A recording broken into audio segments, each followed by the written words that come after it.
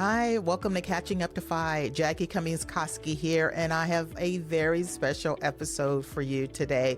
This was recorded live in Bali at the Fi Freedom Retreat, and I did it along with my great friend, Doc G, who hosts the Earn and Invest podcast. So we did this collaboration together, and we pulled together three very different financial independence retire early stories. You're going to be fascinated by these, and we were so lucky to get to hang out with them for a week. The first one is Fara. She's one of my new besties. And then we've got Gene, who also became a really good friend of mine. So loved meeting him. And then we've got Rachel Richards. You may know her as Money Honey Rachel. She had this awesome business. She reached financial independence through real estate, and then she actually retired a couple of years ago. You're going to be fascinated by all these stories, and maybe one day we'll see you here in Bali at the Fi Freedom Retreat. You're going to love this. Take a listen. Welcome to Catching Up to Fi, a podcast on mindset, money, and life for late starters of any age on their journey to financial independence. I'm Bill, and I'm a late starter. I'm Jackie, and I'm also a late starter, and we're your host. We're here to help you on your journey to financial independence, no matter where you're starting. We're going to talk to experts, other late starters, and explore topics related to our mission. Join us as we catch up to Fi together. It was both the best and the worst day of my life. I was seeing patients in my office, and I got a phone call, and this guy, Jim Dolly, wanted me to read his book called The White Coat Investor. He wanted me to review it for my medical blog. And so I said, sure, why not? And he sent the book along, and I read it literally in one sitting, maybe 3 hours. And all of a sudden, I knew I was financially free. I was financially independent. This job, this burnout, I could walk away from it all. And I was elated for a moment. And then I had a panic attack. You see, being a doctor was my only version of purpose and identity that I had ever connected to. It was the dream I had since childhood, and it was the only connection I had to a father who died when I was a little boy. How was I going to walk away from a job that defined me even when it was no longer making me happy? So I didn't leave. I stayed for years. I couldn't throw the baby out with the bathwater and slowly got rid of what I didn't like. But it begs an important question we're going to talk about today. Not can I retire yet, but should I retire yet? This is Doc G, and you're listening to the Earn and Invest podcast. But today I have Jackie Cummings-Koski. She is from the Catching Up to Fi podcast, and this is a joint production because we are live. Jackie, where are we live? We are live from the Fi Freedom Retreat in Bali. Make some noise. Now, I know you heard that. Not bad. Maybe better than some of those other conferences I've gone to. So today we're going to talk about should I retire yet? Jackie, you're a perfect example. You hit financial independence, and of course you retired early and never worked a day in your life again, right? Oh, I don't know if that's quite true, but I probably had that one more year syndrome. So for me, I waited a little too long. But I have been, doing some projects. Some people might call it work. I don't really call it going back to work myself because, I'm trying to do things that I enjoy, just like you, taking away the things you don't want to do and that you don't like and keeping the things that you do. But some of our guests today, they got quite a different story. It's an interesting question because the one more year syndrome sounds really bad because it sounds fear-based. But there's the other side of that is maybe I like my job and maybe I want to stay because I enjoy it. So you've interviewed tons of people in the financial independence community. When you hear about people who are staying, are they doing it out of strength and joy? Or do you think they're doing it mostly out of fear? Well, I think it's a little bit of both, but certainly more times than not out of habit, their identity and what they're used to.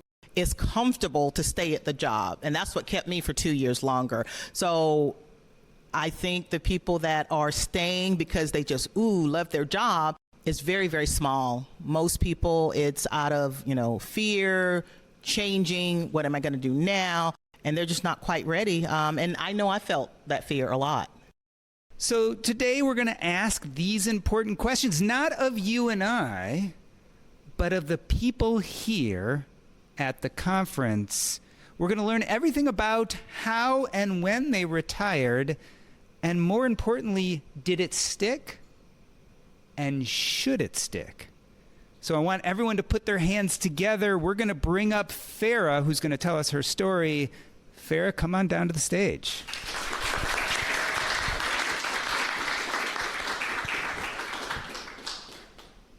Welcome, Fara. I specifically want to ask about your story because I know you retired, but that wasn't necessarily the end of the story. What happened?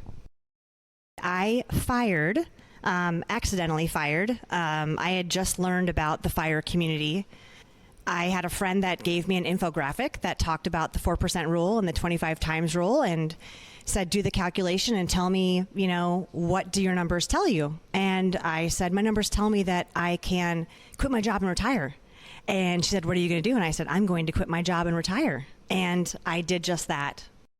I had enough. I had enough money. My job was no longer serving me. And I decided that I wanted more for my life than just going into a job every day just to earn a paycheck, just to have health care. I didn't need it anymore. And I wanted more for myself. When you decided you no longer wanted to be at that job, did you think about what you wanted to do on the other side? No, I didn't really think about my future. I just thought in the present moment that I had it with work. It wasn't a good environment for me to be in. And once I knew that I had enough, or what I thought was enough, right? It's just a number. We don't truly know. But once I looked at that number, I thought, I'm good and I will just figure it out. I think I shared with you both previously that I did retire in 2021 initially, and that was during COVID times. So that was a challenging time for many people, myself included, being alone, working from home, not having a lot of support. And even after I retired, it was still COVID, and people were still not kind of out and about in the world a lot, or at least, the people that I knew, my community. So for me, it just took a lot of time for me to decompress and then figure out, within the safety parameters that were in place at that time, what was the best kind of course of action for me to take next. One of the interesting things I find about people who fire, right? Financial independence, realize they have enough, look at the numbers the way you did, and then leave, is it's an evolution. The way you feel on day one of fire is not necessarily the way you feel on day 180 or on day 360. Tell me how you evolved after making this big decision. Was there a moment when you looked back and said, boy, this is not what I thought it would be? Oh, absolutely. I retired at 47. I wasn't prepared for the shock of looking at my account balances going down because I wasn't bringing any more income in. And so I was still paying my bills, my mortgage, my credit cards, everything. And there wasn't money like replenishing that per se. So I was digging into my brokerage accounts and things like that and, moving money between my bank account and my brokerage account to pay for things. And that money wasn't being refilled. So that was a little anxiety producing for me, to be honest, to look at my account and go, oh my gosh, it's going down. I want it to go in the opposite direction. And then I would say, yes, that I also looked as time passed on. It wasn't what I thought because I think I worked so hard my whole life. And I always thought I can't touch my investments because it's my retirement money. I don't need to know my account balance. I don't need to do anything. And then I did when I retired. I was very acutely aware of how much money I had, watching it, decrease and increase in the market. And because I was retired, it was a little bit more scary for me, looking at the numbers, thinking my reality is right now that I might have to access this money and figure out a way to access it that I wasn't traditionally thinking of.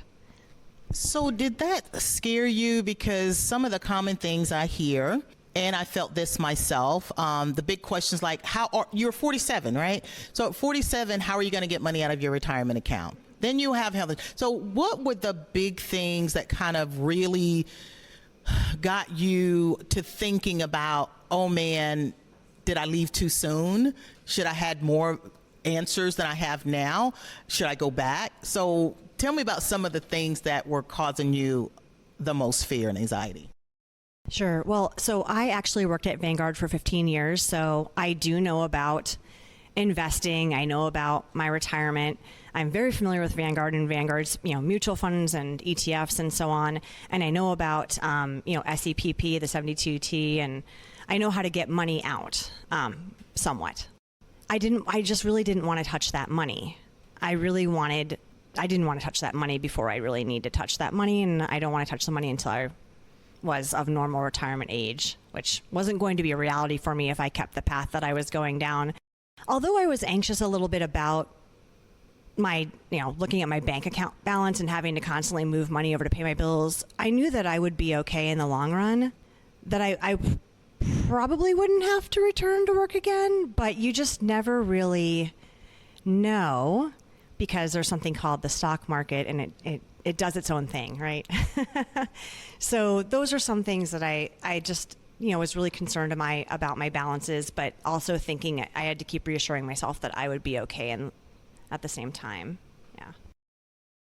So I'm going to let the cat out of the bag. You did eventually return to work. Tell me about the why. Was it completely a financial decision? Were the worries daunting enough that you were like, okay, I just got to go back? Or was there a part of you that missed work or thought that this new opportunity was going to be really joyful or wonderful? So financially, I found after 2 years of being fired, early retired, I didn't need to return to work. I felt at that point in time I'd gotten more and more comfortable with what I had. And I did have a side gig. I'm a pet sitter, so I do that on the side. And I really love having animals be my boss, like totally great with that. They're probably the best boss I've ever had. But what called me back to work was I made a post on social media of a job, my favorite job ever that I ever had. And my now ex-boss reached out to me and said, hey, I know you're retired. Would you ever consider coming back to work for a nonprofit again? And I said, I was thinking internally like, oh, no, I really don't want to go back to work. Instead, I wanted to be appropriate. And I said, well, it would depend on if it kind of like made me feel good about my role in the job and how I'd be helping the world. And so what is the job that you're reaching out to me about? And she told me, and long story short, I had a conversation with her, asked her all the questions I could think of that could possibly make me turn the job down. And my heart just called me in the direction of returning to work just to serve in that role, not for the money, but just because I loved what I was going to be able to do and how I'd be able to serve the community that needed that support. Wow, I think that is so powerful that you were able to leave your job the first time because your finances were right. You looked at the numbers. Didn't hurt that you worked for Vanguard, okay? But when that boss reached out to you again, you had a lot of options. So that must have felt very empowering. So I'm sure you worked another 20 years with that job, right? What happened after you returned to work and your heart was calling you there? This was what you wanted to do. You didn't do it because you needed to pay your bills. I mean, how different did that feel? And once you got there and started working, how was that for you, going back to work? So it's a very different feeling when you are working to do something you love and not because you need the money to survive or, make sure that you're being able to pay your bills, support your family and things like that. So it felt good initially. I felt really good being there. As time wore on, I started to feel like it wasn't actually a good decision for me to have returned to work, unfortunately. I will say that I stuck it out for as long as I felt that I could being there. I made it just under 2 years. October would have been 2 years. I feel good about the impact that I had there, the support I provided, the relationships that I initiated for that nonprofit, and the ongoing support they'll receive as a result of my time there with them. But at the end of the day, I just couldn't do it anymore. There just wasn't enough value for me. I wasn't feeling good. I was feeling dread on Sundays that Monday was a return to work day, and I wasn't enjoying my weekends because I knew like Monday was coming. So that was time for me to go. Will you ever work again? Doc G, I can't believe you're asking me that question. Honestly, I've told everybody here in this room, no, I'm not going to go back to work full time. And now that I'm saying it here, I hope it sticks. And I've told everyone here to hold me accountable and do not let me go back to work, because I know I'm very happy not working and I want to really own all my own time. And I feel like when I'm now doing what I'm doing, being retired, I'll have time to figure out exactly what that is and then be able to live my best life. I still want to give back. I still want to support others, but I'll find a way to do that without having to have a job. Everybody, let's hear it for Fara. Give her a round of applause.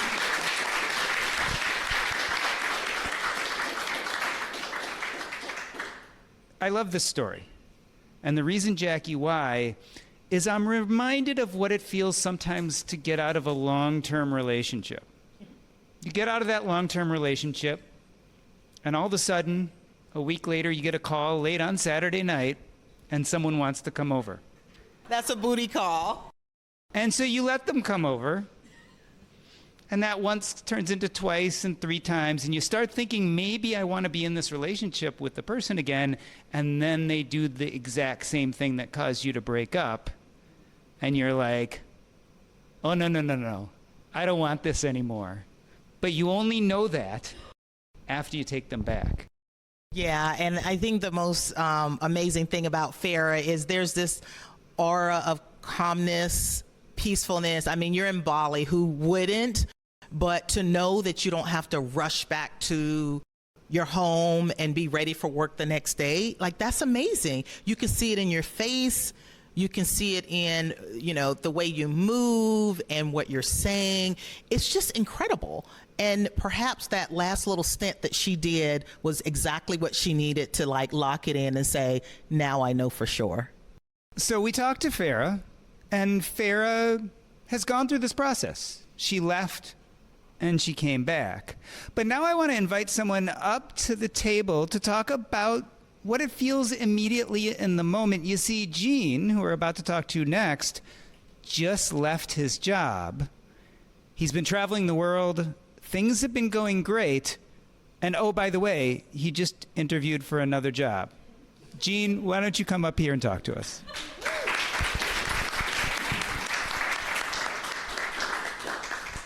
Gene, how many days into your fire journey was it before you applied for another job? Probably about 2 months, so 60 days into fire. I couldn't get off LinkedIn. A friend said something, had a posting that I was like, that was pretty interesting, and I did something stupid and applied for the role. I think that's so funny. So you were addicted to LinkedIn, okay? But it is interesting how you just kept applying. I guess I would like to hear more about your mindset and why it almost seemed like you were on autopilot. But I want to hear more about what made you keep looking when you had retired. You'd won the game. Yeah, I realized about 5 years ago I had reached FI while I was still working full time, and I started to have these inklings in my head around, I should start really thinking about how to wind things down. And then I started planting the seed with myself and then with my work and even my friends and family. But I kept getting weird looks and doubts from these people. My boss at work said, oh, you're crazy. You're going to, that won't last a year. And some of my friends and family said, you stopping work? And so they just put a lot of doubts in my mind about, is this something that's right for me? Regardless, I did it. It took me a few years, and it took to build up the courage to be able to resign and to retire. But I wasn't prepared. I went from 180 miles an hour to 0 miles per hour overnight, from February 28th to March 1st. It was all, and then it was nothing. And I didn't prepare for that. I didn't know what emotions I was going to face. I knew that I was going to go travel, and I packed everything up and went on a trip around the world. But even the trip around the world didn't stop my brain from spinning. And then the LinkedIn thing happened, and sure enough, then I updated my resume and sent it in. So I still don't know exactly how I got to that position. It happened. I'm literally have an interview tomorrow night. So what you're saying is you answered the booty call instead of letting it go to voicemail. So let me ask you a question that kind of, I think, cuts to the core. You get this message on LinkedIn or this call saying, hey, we have a job. Maybe we're interested in you. Take us back to that moment. What did you feel? Did you feel terror? Did you feel excitement? Did you feel relief? Like, what did you feel when that message came in? The first word that comes to mind was validated.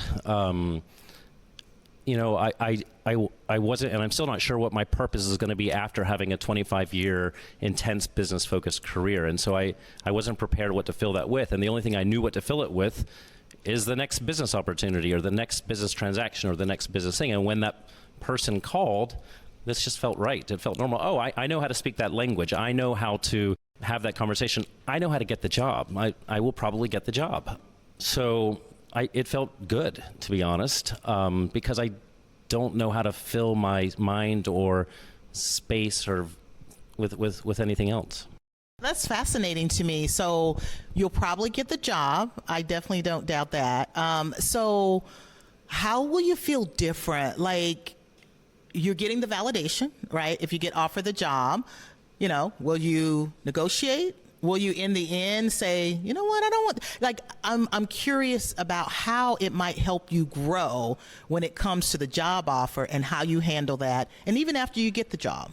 I've done a lot of soul searching while I've been here in Ubud at the retreat conference, and some of the work that we've been doing as a group here as well. And some of the tools that I've learned in the last couple of days have really helped me to sort of understand what my next purpose and where I'm going to get my next joy from. And it's not work. I maybe thought it was, or I knew that it was not the right thing to be, you know, applying for the next job, but I just didn't know what else to do with my time in it. But I've really learned a couple tools in the last days about finding what really brings me true joy and happiness in life, going back to childhood and thinking through what brought me joy then, or what I really want to do and spend my time on, and what I'm good at. What pieces of the job did I really enjoy? 90% of it I did not enjoy, but there were certain elements that I enjoyed. Teaching others, working collaboratively with others, and mentoring others. And those things I think I can certainly do, but I certainly don't need a W-2 job in order to be able to achieve those things. So maybe I'll get the job. Maybe I'm going to turn it down. I've already made that decision. You know, I'm working really hard this week and over the next few weeks and months around finding that next set of things, hobbies, activities that bring me the new purpose in my life, and I'm getting there. It's baby steps that I'm taking, but I'm feeling more confident that I can truly stop working. Look at that, Doc G. We saved another one from corporate America. Well, and I want to, do a quick commercial here. This is what we're going to talk about if you come to the Financial Freedom Retreat. We're talking about the big stuff. Part of what is big about leaving your job is discomfort, especially if you're really good at your job. And so that's my question for you. Did you realize the discomfort of leaving your job? And I think this is something that's really important, because if you did your job and put your heart and soul into it, and if you built this FI thing up, you're going to have to realize that some discomfort is going to be part of your journey. It's part of change. And so did you ever even think when you were planning FIRE and leaving, did it ever even occur to you that it may not be comfortable for a certain amount of time?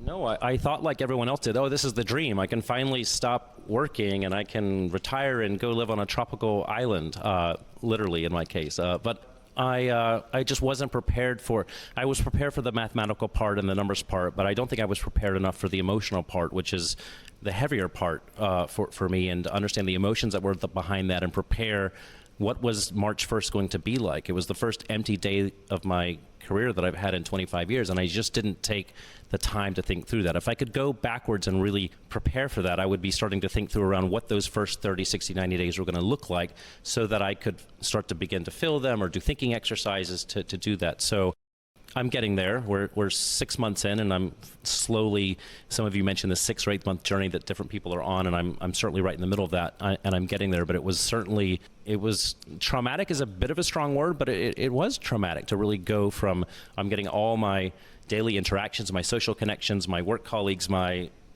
life really came to an abrupt ending, I would say, and I just wasn't prepared for that. So you told us that you probably won't accept the job. So the next question is, what will you do? Like you mentioned, you were traveling around the world. You're here in Bali. So it might be a little early because, we're still here at the retreat. But I would just like to hear, so far, when you turn down that job, what do you plan on doing after that? Hopefully part of that is getting off LinkedIn. I did delete my other social media. LinkedIn, for some reason, I'm about to delete LinkedIn as well, so I won't be tempted. One of the exercises we went through the last couple of days was around things that brought you joy when you were a child. And when I was a young child, or from about 5 years old to 10 years old, I learned how to play the piano. As a lot of people take piano lessons when they're kids. But then I stopped taking piano lessons and sort of forgot it. But I want to take piano lessons again, and I want to form a band and play in restaurants in Costa Rica where I live. So I thought, why don't I figure out how to play and start a band? So I'm thinking of starting a band. And then the other one was I was going to try to learn how to do improv and become a stand-up comic. Just so you know, I'm really wanting to learn completely new and different things that don't rely on the same business skills. And so these are two ideas that I have. There's more in my brain, but these are two that I'm starting to think about and to maybe get some work around. One of the things I've noticed is that lots of people are going through what you're going through right now, but most of them don't have a real community to be connected to. I mean, they listen to podcasts, they read blogs, they read books. Tell us about what it feels like to be in a place like this, surrounded by other people who are contemplating some of the same issues you are. I'm really new to the FIRE community. This is my first FIRE event. I didn't even know much about the concept until 6 or 9 months ago. I do have to say, though, it's been one of the most rewarding 48 hours so far of my life. I am surrounded by people that are having the same questions that I have, that have either already been through what I'm going through or about to go through what I'm going through. And just having the discussions with the different community members that are here has just given me a lot more confidence in what I'm doing and what I'm wanting to do, and to allow me to take some of these next steps. So for me, this has been, to use Amy's word at dinner, almost transformational for me to be able to realize, I can do this, and I don't have to go back to a corporate job to get validation or to get joy out of life. There are many other things that I can focus on, and this community and my first time spending time with this community has been instrumental in me getting to that realization. So I'm just super curious in how you did find the community, because it sounds like that was a big part of this transition. And I think a lot of people are wondering, okay, how do I even find people like this? And I would agree with you, like 50 other amazing people that are from all the way around the world. They're at very similar places in their lives. I just come alive, these last few weeks. So how did you find this community and decide that this is something that I believe I belong in and it's going to make a difference in my life? Well, first, I didn't want to come to this community. I was a little skeptical and a little nervous about, are these going to be weirdos, or is it going to be, it seems a little culty, or I'm not sure. Am I joining a religious cult? I don't know. And so even on the flight here, on the bus, the taxi right here from the airport, I was like, I'm just not sure about this. So that answers the second part of your question. I was anxious about the community. If we rewind about 9 months ago, I think I was just listening to a podcast, and then I saw a link to an article, and I saw the word Bali and Phi together, and I quickly click through and try to, and I love Bali. I've been here several times before, and I was like, this will be interesting for me to at least try to connect with the community. So I saw an article or listened to a podcast, saw Bali, found Amy, and just said, yes, sign me up. So I took a risk 9 months ago around just sort of signing up and confirming the event. But as it got closer and closer, I was getting more and more anxious, and I was getting skeptical. I don't know why. I was just anxious about the different types of people that were going to be there, but I was completely 100% wrong. The people that are part of this community are kind and thoughtful and generous and loving and supportive, and all these conversations I've had over the last couple of days have really bolstered my confidence, as I said, and to made me feel that I'm making the right decision. There is a path outside of work that can bring me joy and happiness, and I feel like I've already made 50 friends that I'm going to be able to see in different parts of the world in the coming weeks and months and years. So early on, when you were mentioning you were a little bit skeptical. Now, Amy is a little bit of a shady character, so No. Amy Minkley is founder of this wonderful retreat, and I'm sure once you talked to her, that was probably part of what pulled you here. That's what pulled all of us here. But we're glad you showed up. I did see your eyes a little shifty when I first saw you, but I definitely saw you change the entire, through hour by hour. I'm like, is that the same guy I saw the first day that was giving me the side eyes? Yeah. Let's hear it for Jean, everybody.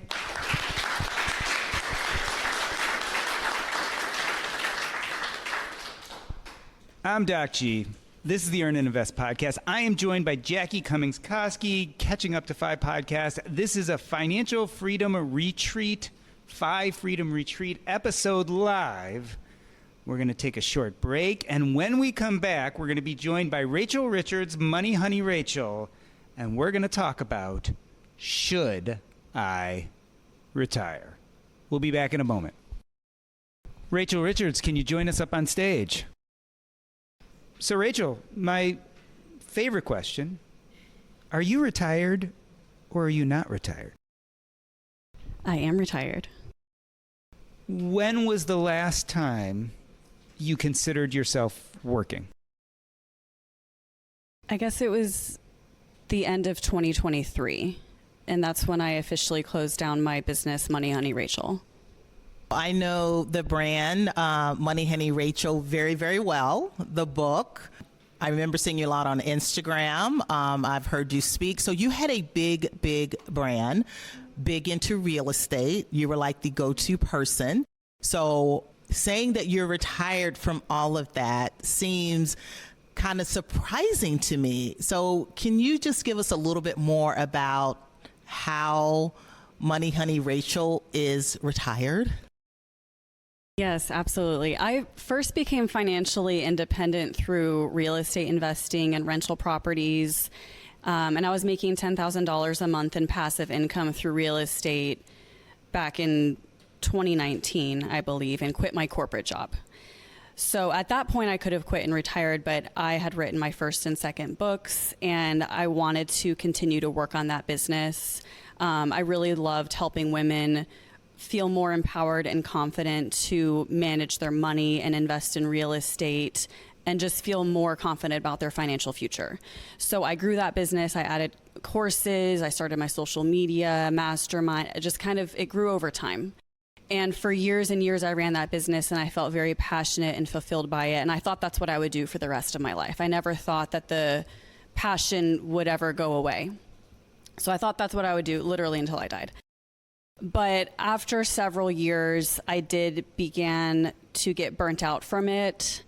And I mean, there's a few reasons. I got burnt out from it. I lost the passion and joy I got from it.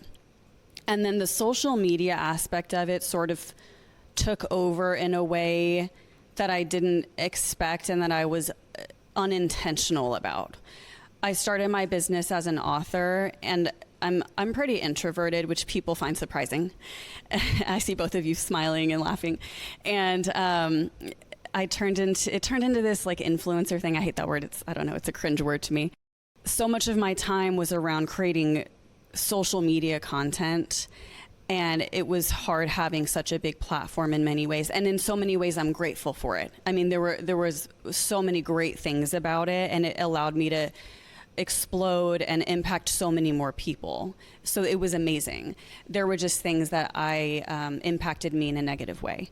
So it kind of ran its course for me, and I made the decision to step away from it, which I felt was crazy for many reasons. So it actually took me a long time to pull the cord and actually step away, but I finally did it. Rachel, you're pretty young, but it's also clear that you're financially independent. Financial independence can mean many different things, right? Some people, it's a net worth number, and they make what we call passive income off of their investments as they grow over time. Some people have things like real estate properties or books that they sell that give them royalties that pay their monthly needs. I suspect you do a little bit of both. It was hard for you to pull the trigger, and it sounds like it was a lot of emotional work to get there, but you also had the knowledge behind you that you didn't need to work. How long did it take for you to become comfortable with the decision, and are you comfortable with the decision today? Leading up to the decision, it probably took 6 to 12 months for me to make it. In fact, I remember because I went through my divorce in 2022, and I was working with a business coach for years to grow my business.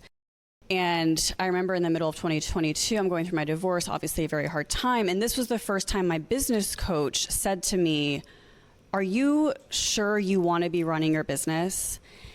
And I just remember thinking, no, I can't deal with that right now. That's too much loss. I cannot deal with the loss I'm dealing with, this divorce, and just even the thought of closing down this business. I was like, no, we can't go there right now. But, he said that. And then in 2023, which was the year I closed down my business, that summer, I really began thinking, yeah, I don't think my heart is in this anymore. And so by the end of 2023 is when I finally made the decision to walk away. And then post closing the business, it was a very, very difficult year for me because I thought, and this is what I spoke about in Bali, I thought I had achieved happiness. I thought I had done all these things. I thought happiness was something you could achieve and check off. Like there was a big list of things you could check off, and I had done all the things and I had achieved it and I was there. But no, that's silly.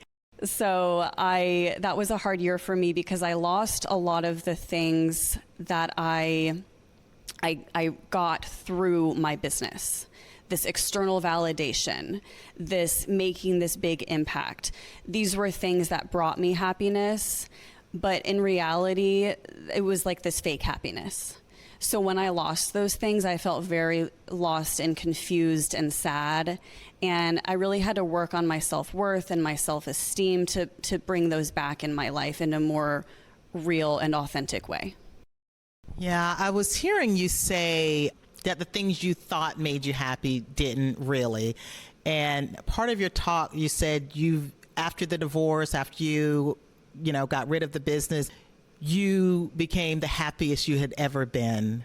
And, you've got a successful book, a successful business, real estate, and all of that. So on the outside, that looks pretty darn happy.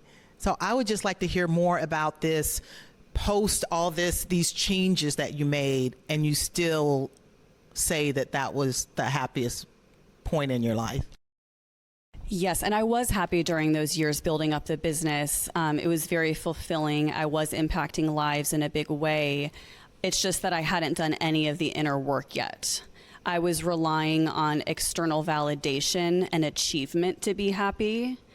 And what my therapist said to me during the divorce and during some of these difficult times was, yeah, I think you're confident in what you set your mind to do, but you're not confident in who you are.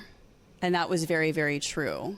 So during all these years and all the work I've done since then, I've had to work on finding and knowing who I am as a person and knowing that I'm valuable because of who I am as a person and not because of what I do for other people or what I achieve in the world or what I accomplish. So, in part of my talk, I used to lead with, I'm Rachel, and I scaled from 0 to 38 doors in 2 years, and I retired at age 27, all these things that I would list off because I thought that that made me more worthy or more important in people's eyes, or that people would take me more seriously. And now I don't like to lead with that because I don't want people to want to be friends with me for the wrong reasons. So I don't tell people that anymore. I want people to be interested in me because they know that I'm a kind and caring and generous person. And so I now lead into my traits and my self-worth, and I know that I'm valuable because of who I am.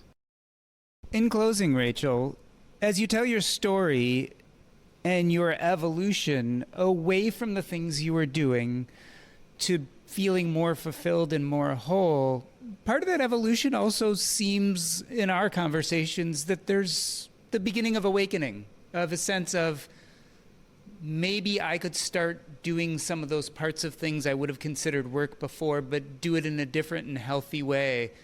Tell me about what does it feel like to start getting the inkling, the pull to start maybe creating again, but in a different way.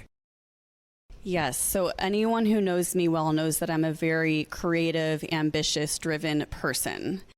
And when I retired, I knew deep down I wasn't going to be retired for the rest of my life.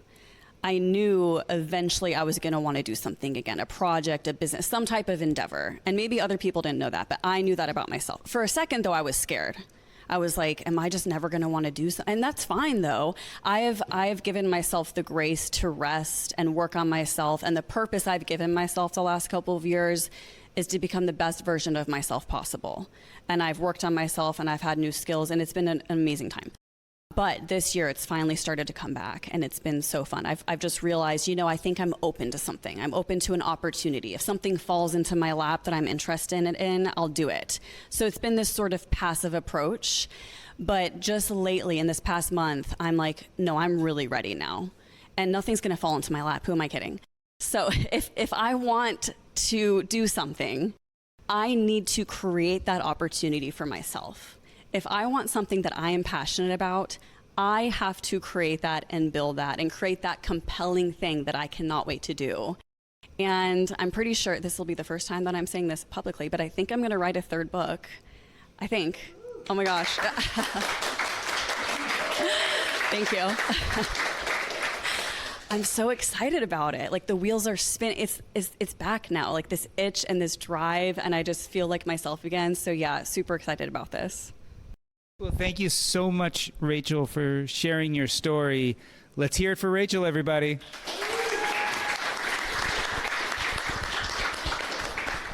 So, Jackie, when I think about this conversation, it's interesting. First, we talked to Fara, who left work, felt confident, dealt with the financial stress, maybe even got over the financial stress, and yet found a job that maybe was a passion, tried it out again, and eventually found it didn't work.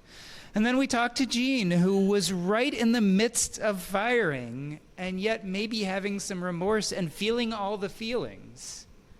And last, we connected with Rachel, who left and was gone, but over time has found that she's ready to start again.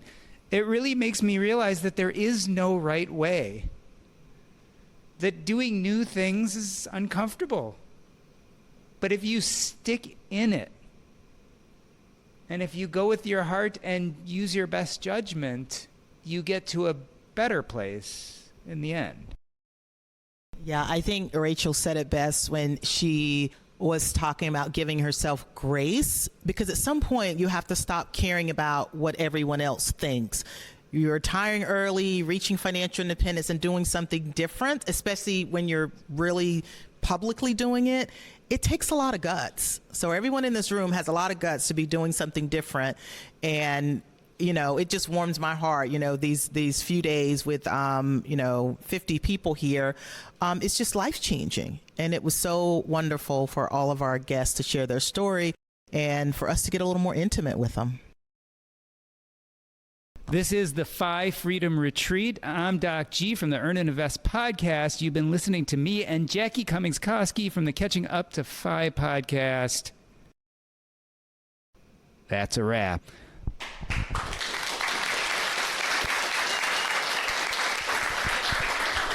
All right, this is the after show. This is a chance for you to come up here and tell us, once you hit financial independence, or once you did hit financial independence, will you ever work again? Why or why not? Are you ready for the hot seat? Come on down. My name's Scott. I write a blog, Scott on Fire. And will I ever work again after achieving FIRE? Absolutely yes, without question. And the reason for me is because I don't believe that achieving FI and hitting your number is my goal. I think it's a byproduct of a life well lived.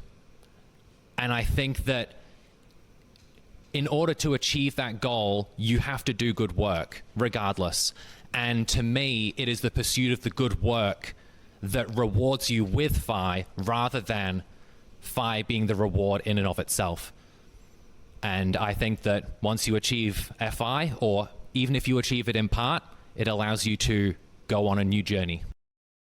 I'm Dave, and like Rachel, I am waiting for that passionate thing that I encounter. I hit FI recently. I left my conventional job, and I'm doing something new, but I kind of see myself like Scott, just being excited to have new endeavors, and just excited to be productive. So I guess I'll be working, but it'll be work that I want to do, kind of work optional, and I'm super excited about the options that might come my way. I'm Sophie. And I'm on Coast Fi at the moment with 3 small kids, so it's going to be a few years before we hit Fi. And I think I'm a corporate unicorn because I actually love my work. I'm a corporate lawyer, and I have a fantastic control over my time. And whether or not I leave work off when I hit Fi is a good question. I think it really depends on where I'm at and if I'm still enjoying it. If it keeps on going as it is, I might still stay. Hi, my name is Selene Benavides. I fired at 39. I am now 53. I think the answer is no. I will not stop working because I still work for a non-for-profit whom I love to do every day, and I have my own business where I mentor women. So I don't think I'll stop working. I am Justin. I am at nearby-ish my Fi number, and I don't plan to retire because I have a life I don't want to retire from. Hi, my name is Kim. I am fired. I reached my number, and I have no intentions on going back to work for a W-2 job, but I will dip into passion projects, things that I love that light me up.